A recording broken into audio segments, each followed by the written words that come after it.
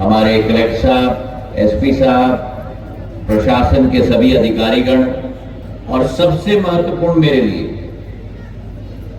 चंदेरी के भविष्य, अशोकनगर जिले के भविष्य, मध्य प्रदेश के भविष्य और यह अतिशयोक्ति नहीं होगी अगर मैं कहूं कि भारत का भविष्य मेरे सामने बैठा हुआ है। आज जो मेरी आजी अम्मा के नाम पर ये वाचनालय की शुरुआत हम लोग ने की है, मैं कलेक्टर साहब को, प्रशासन को अपने दिल के गहराइयों से बधाई देना चाहता हूं, धन्यवाद अर्पित करना चाहता हूं। केवल चंदेरी में नहीं लेकिन अशोकनगर में, पिपराई में, ईसागढ़ में, शाडोरा में, समूचे क्षेत्र में यह वाचनालय की शुरुआत की गई। और वाचनालय एक मां सरस्वती का ज्ञान का मंदिर है। वाचनालय, जैसे अभी मेरी बेटी ने अभी मंच से कहा, एक ऐसा मंदिर है जहां आप अपने मस्तिष्क को अलग अलग क्षेत्र में भ्रमण करने के लिए स्वतंत्र कर सकते हैं। J.K. राउलिंग, जिन्होंने हैरी पॉटर लिखा था, उन्होंने कहा था अंग्रेजी में, when in doubt go to the library. जब मन में संदेह हो तो वाचनालय में पहुंच जाओ, सारे संदेह दूर हो जाते हैं। और मैं आपको अपना स्वयं का अनुभव दूं। जब मैं स्कूल में था तो हम लोगों का एक मैंडेटरी, हम लोगों का एक अनिवार्य वाचनालय का पीरियड होता था। 40 मिनट आपकी अटेंडेंस लेकर आपको वाचनालय में कुछ न कुछ पढ़ना होता, चाहे वो किताब हो। मेरी बेटी ने कहा कि कॉम्पिटिटिव एग्जाम्स के लिए शुरुआत कर रही है, पढ़ाई कर रही है, चाहे वो मैगजीन हो, चाहे वो रोज का अखबार हो, पर वाचनालय ही केवल वो वातावरण है जहां पूर्ण रूप से एक स्तब्ध वातावरण आयोजित किया जाता है, जहां सुई भी गिरने की आवाज नहीं आती, संपूर्ण चुपचाप के वातावरण में ध्यान केंद्रित करके आप अपने मस्तिष्क को की चौड़ीकरण भी कर सकते हो और गहरीकरण भी कर सकते हो।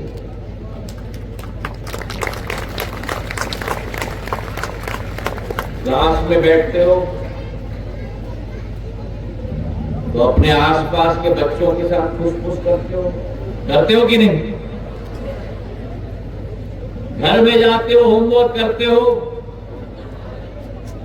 तो माँ या पिता आ जाते हैं, सामने समोसा या चाय डाल देते हैं। वाचनालय है वैसा एक वातावरण है जहां कोई भी व्यक्ति आपके ध्यान और आपके सब्जेक्ट के बीच में गति अवरोधक के रूप में पेश नहीं आ पाता।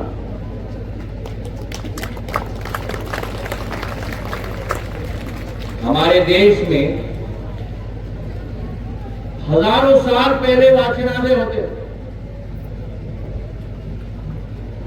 विश्व का सबसे प्रसिद्ध वाचनालय नालंदा का वाचनालय होता है। अंतर्राष्ट्रीय जगत में जाना माना जाता है। मतलब आपके कालखंड का नहीं, मेरे कालखंड का नहीं, हमारे बुजुर्गों का कालखंड का नहीं, मैं 600-700 साल पुरानी बात कर रहा हूं। पूरे विश्व के सबसे तेज बुद्धिमान लोग अमेरिका के, इंग्लैंड के, यूरोप के, उनके वाचनालय में नहीं जाते थे, हमारे नालंदा के वाचनालय में आते थे। फिर एक दुष्ट आया बख्तियार खिलजी, और उस बख्तियार खिलजी ने नालंदा के वाचनालय को नष्ट कर दिया।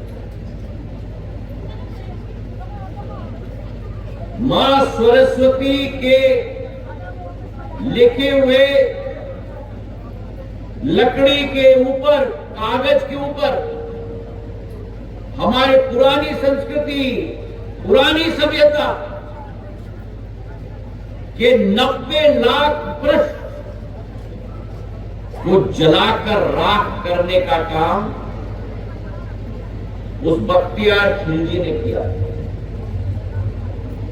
और कहा जाता है हमारे इतिहास में कि 1.5 साल वो आग जली, 1.5 साल वो आग जली, क्योंकि इतने सारे पृष्ठ थे। पर जो आक्रांताओं ने भारत पर वार किया, वो भूल गए ये भारत माता की धरती है। हमें दबाने की कोशिश कर सकते हो, लेकिन सिर उठा के हम दोबारा उठकर पूरे विश्व पे अपनी हमारी सोच और विचारधारा कायम करेंगे। और आज नालंदा के विश्वविद्यालय, जिस विश्वविद्यालय को प्रधानमंत्री जी ने एक नई प्राथमिकता दी है, उस नालंदा के विश्वविद्यालय को संयुक्त राष्ट्र यूनेस्को ने स्वयं मान्यता दे दी है, और उस नालंदा को हम दोबारा उस शिखर तक ले जाएंगे, ये विश्वास मैं आपको दिलाता हूं। तो ये हमारी पुरानी सभ्यता। तो चाहे बचपन में एकांत में आपको पढ़ाई करना हो, वाचनालय,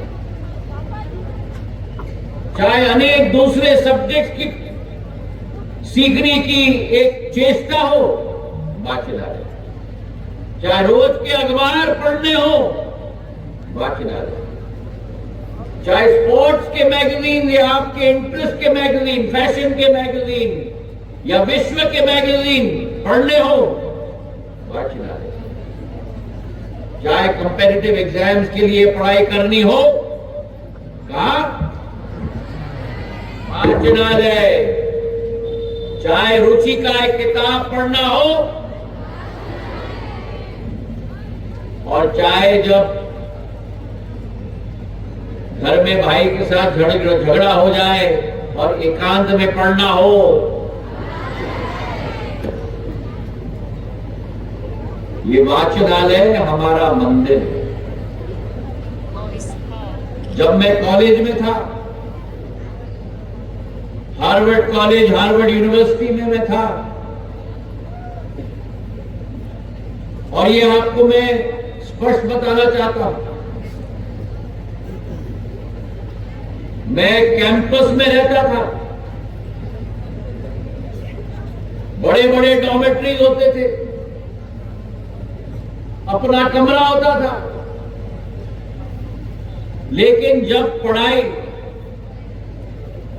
ध्यान से करनी होती थी, हम लोग वाचनालय में जाके पढ़ते थे।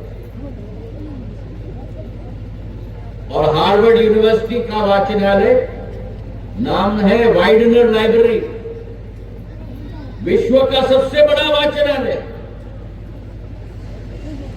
10 मंजिल नीचे, 4 मंजिल ऊपर, और हम लोग रात के 2-3 बजे तक वाचनालय में हम लोग पढ़ाई करते थे।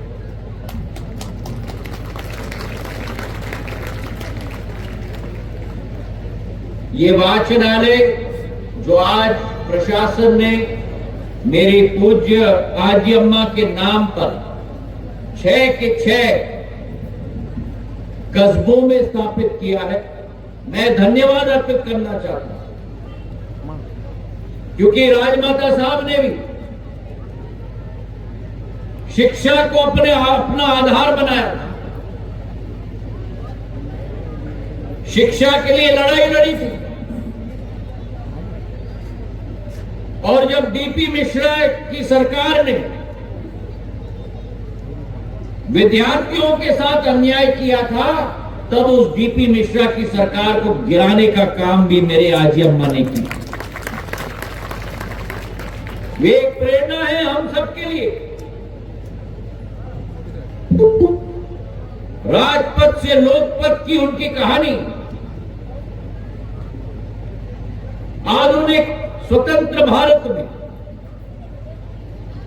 भारत की संविधान और भारत की प्रजातांत्रिक प्रणाली को मजबूत करने के लिए गांव-गांव में घूमने का काम अगर किसी ने किया तो मेरी आजी अम्मा राजमाता विजयराजे सिंधिया जी ने किया। तमिलनाडु से केरला से जम्मू कश्मीर तक जब मैं अब प्रवास में जाता हूं, पुराने जनसंघ और आरएसएस के लोग जो मुझे मिलते हैं, उनके संदर्भ में बात करते हैं और अपने जीवन काल में भी उन्होंने महल की जमीन में बच्चियों के लिए शिक्षा ग्रहण करने के लिए एक बोर्डिंग स्कूल की शुरुआत की थी, सिंधिया कन्या विद्यालय,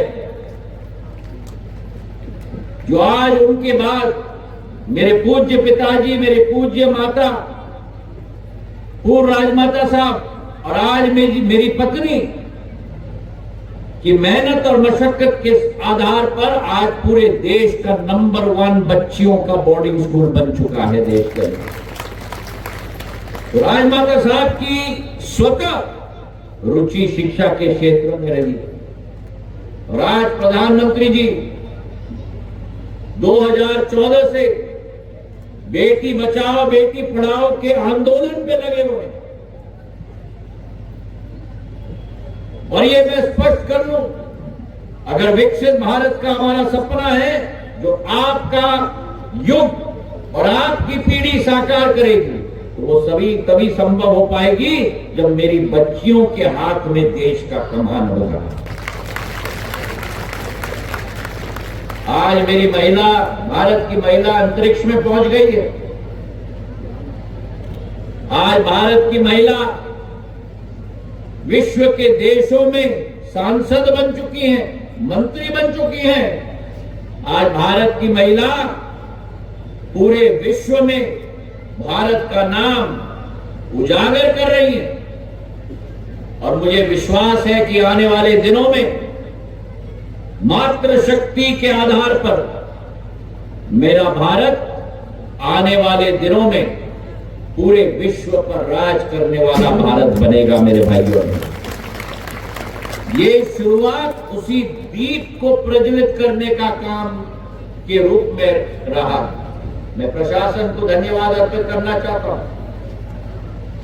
कल रात को बैजू बावरा का नाटक मैंने देखा। मेरे चंदेरी के बच्चों और बच्चियों ने क्या प्रदर्शन किया। एक तरफ बैजू, दूसरे तरफ पंडित तानसेन, एक अलौकिक प्रदर्शन था। ये क्षमता केवल मेरी चंदेरी में है और इस चंदेरी को विश्व पटल पर निखारने का काम मैं आखिरी दम तक करूंगा। इसी विश्वास के साथ आपको बहुत बहुत शुभकामनाएं। धन्यवाद। जय हिंद, जय भारत।